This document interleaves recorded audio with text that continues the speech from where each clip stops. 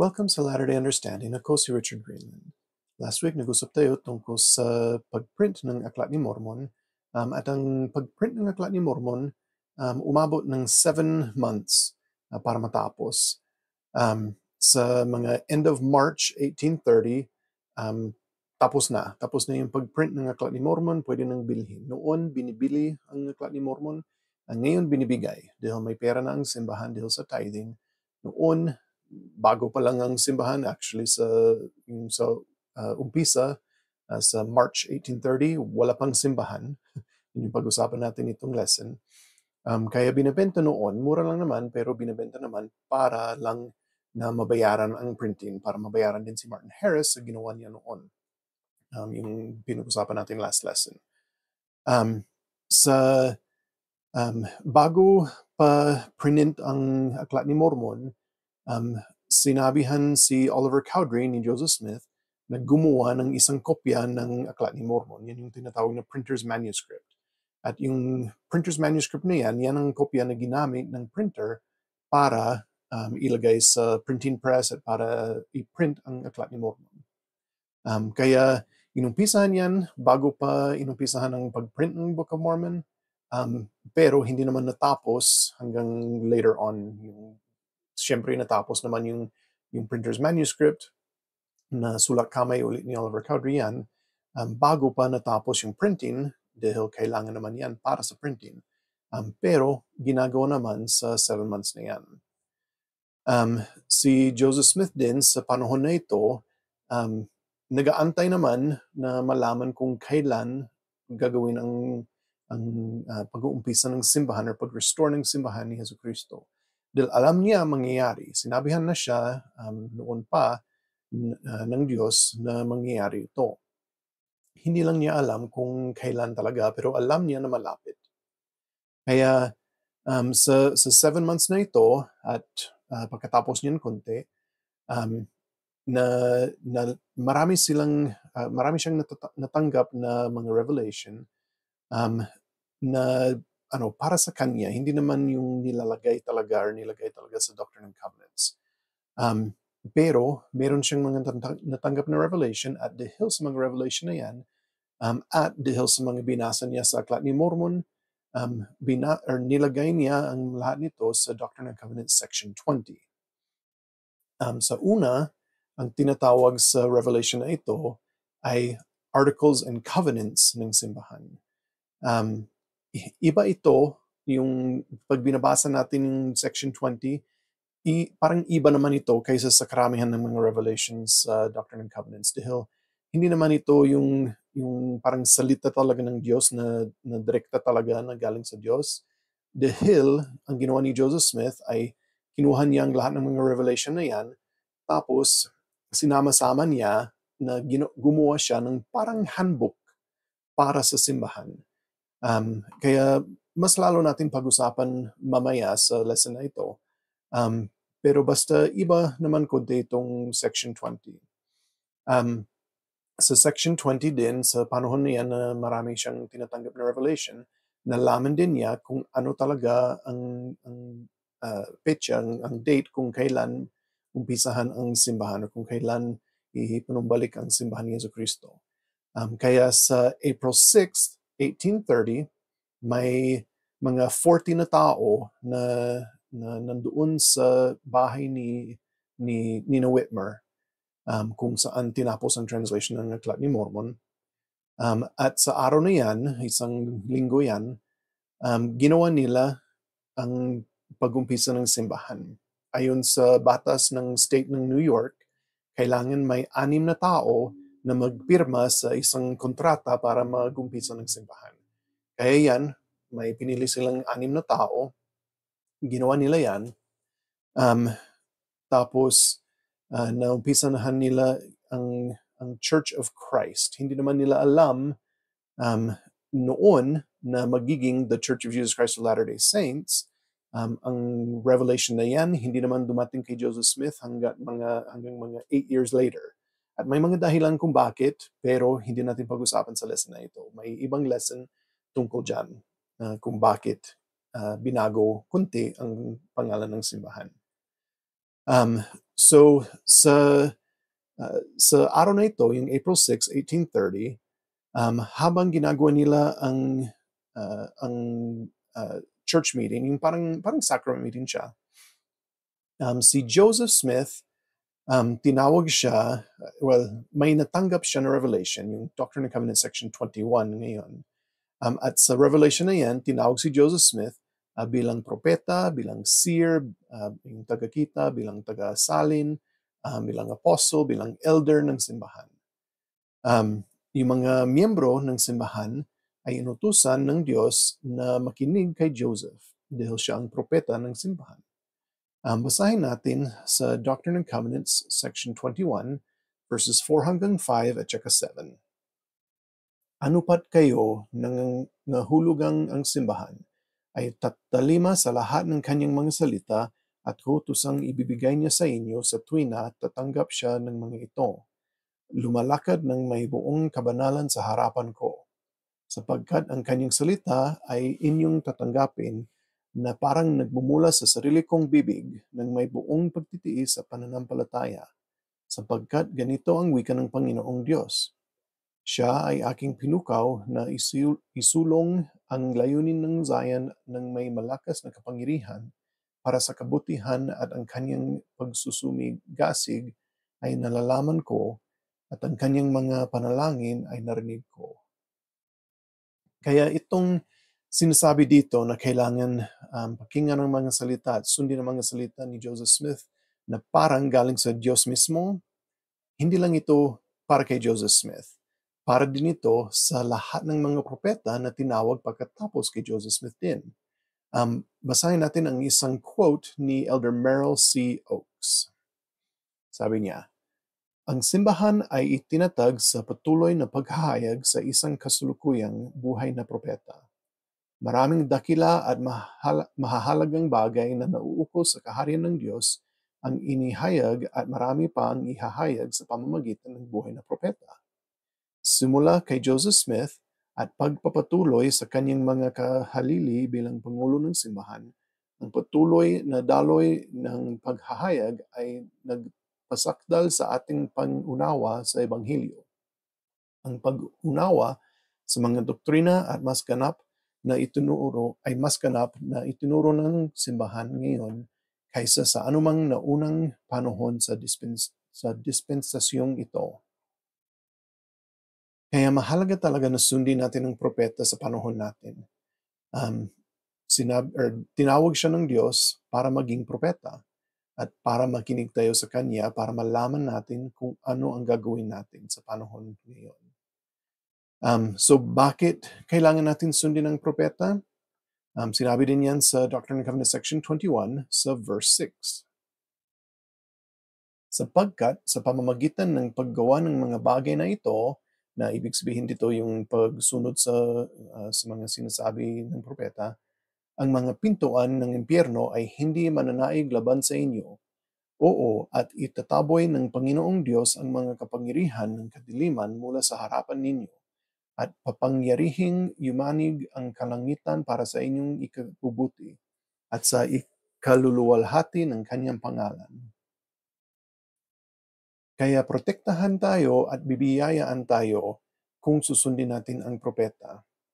At yan ang prompts natin ngayon, yung journal prompt natin. Anong kamakailang mga turo ng propeta ang nagdudulot sa akin ng kagalakan? Anong mga kamakailang turo ng propeta ang kailangan kong mas sundin? Kaya sana palagi natin sundin ang mga propeta, lalo ang buhay na propeta ngayon. Noon sa panahon din na yan, yung sa April 6, 1830, si Oliver Cowdery din ay tinawag bilang elder, apostle at preacher, mangangaral ng simbahan. Kaya pagkatapos ng revelation na ito, sinustain naman ng mga miyembro doon, sina Joseph at Oliver bilang elder ng simbahan at sa mga ibang tungkulin nila. Tapos si Joseph at si Oliver, sinet nila ang isa apart para sa tungkulin nila. Pagkatapos niyan, ang lahat ng mga bininyagan na ay kinonfirm para maging miyembro ng simbahan at para matanggap nila ang kaloob ng Espiritu Santo. Ganon din, nagkaroon sila ng sacrament. Nag-bless sila ng sacrament at yan ang isang bagay na meron sa Doctrine and Covenants Section 20. Kaya alam nila kung ano yung mga panalangin para dyan. Kaya ginawa nila yung sacrament na yan.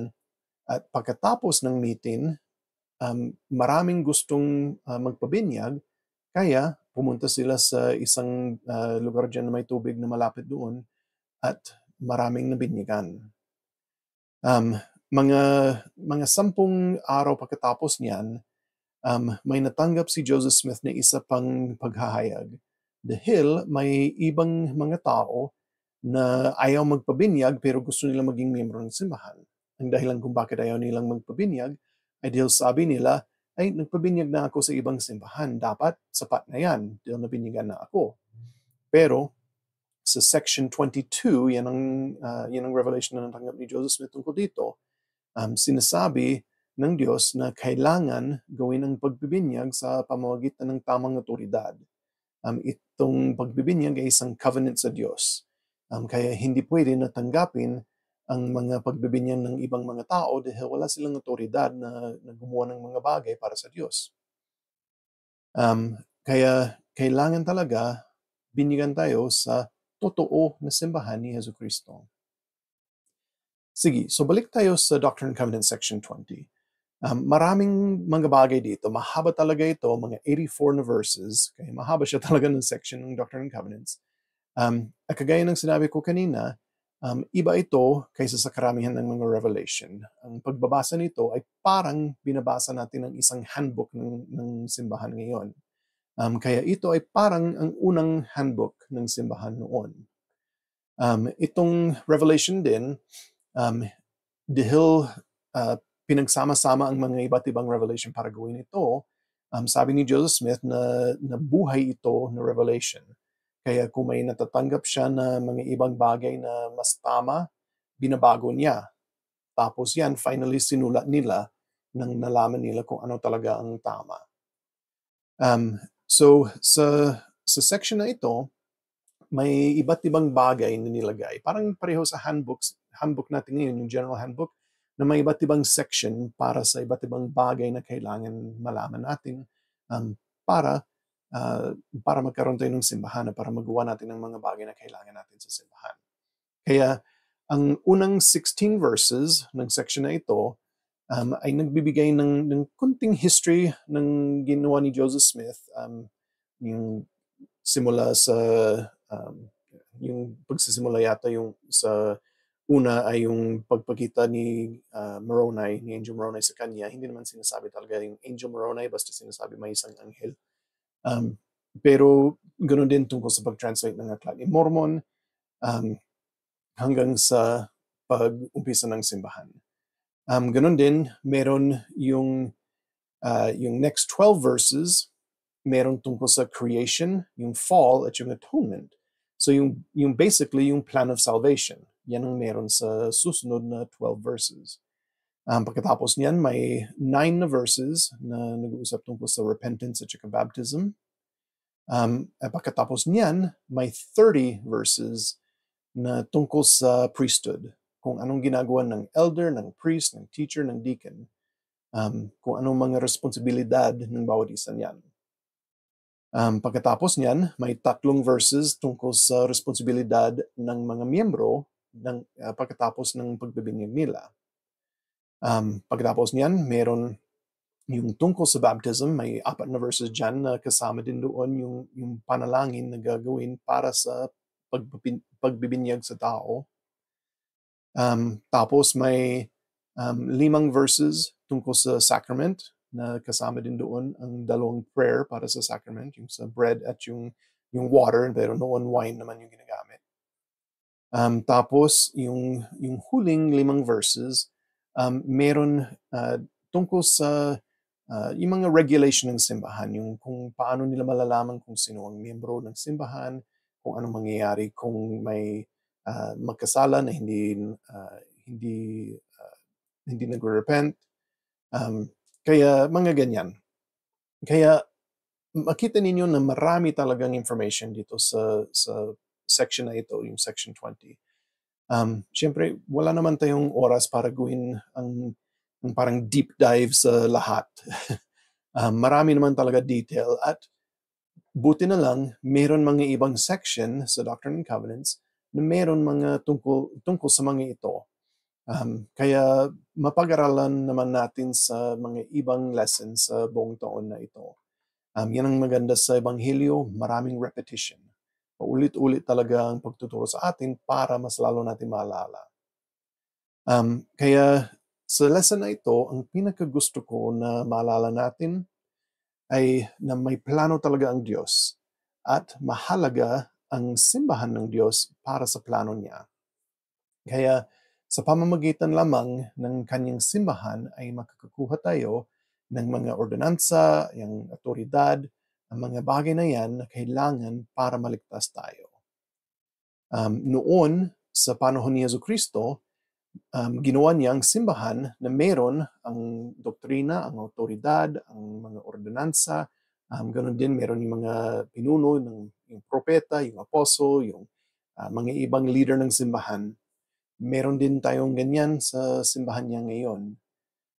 Basahin natin ang isang quote ni President Dallin H. Oaks. Pinatototohanan natin na ang mga banal na kasulatan noon at ngayon ay malinaw na nagtuturo ng pinagmulan at pangangailangan para sa isang simbahan na pinamumunuan ng ating Panginoong Hesukristo at sa pamamagitan ng kanyang otoridad. Pinatotohanan din natin na ang ipinanumbalik na simbahan ni Hesukristo ay itinatag upang ituro ang kabuuan ng kanyang doktrina at gamitin ang kanyang otoridad ng priesthood upang may sagawa ang mga ordinansang kinakailangan para makapasok sa kaharian ng Diyos. Ang mga miyembrong hindi dumadalo sa simbahan at umaasa lamang sa sariling espiritualidad ay inihihiwalay ang kanilang sarili sa mahahalagang bahaging ito ng Ebanghelyo. Ang kapangyarihan at mga pagpapala ng priesthood, ang kabuuan ng ipinanumbalik na doktrina, at ang mga motibasyon at oportunidad na ipamuhay ang doktrinang iyon. Nawala sa kanila ang pagkakataon na maging karapat-dapat sa walang hanggang pagsasama ng pamilya. Kaya mahalaga talaga ang pagsisimba. Sabi ni President Oaks na kailangan magsimba para makuha natin ang lahat ng meron sa simbahan ni Jesucristo. Kaya ang invitation natin itong lesson.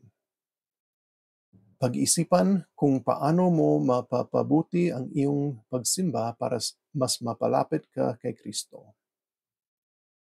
Kaya alam ko na ito ang tunay na simbahan ni Jesucristo, ang The Church of Jesus Christ of Latter-day Saints. Yan talaga ang tunay na simbahan ni Jesucristo na ipinanumbalik sa panahon natin.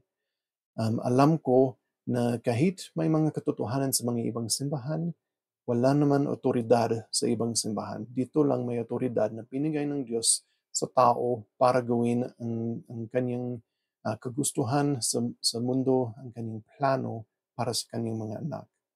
Kaya alam ko na mahalaga talaga na magsimba tayo palagi.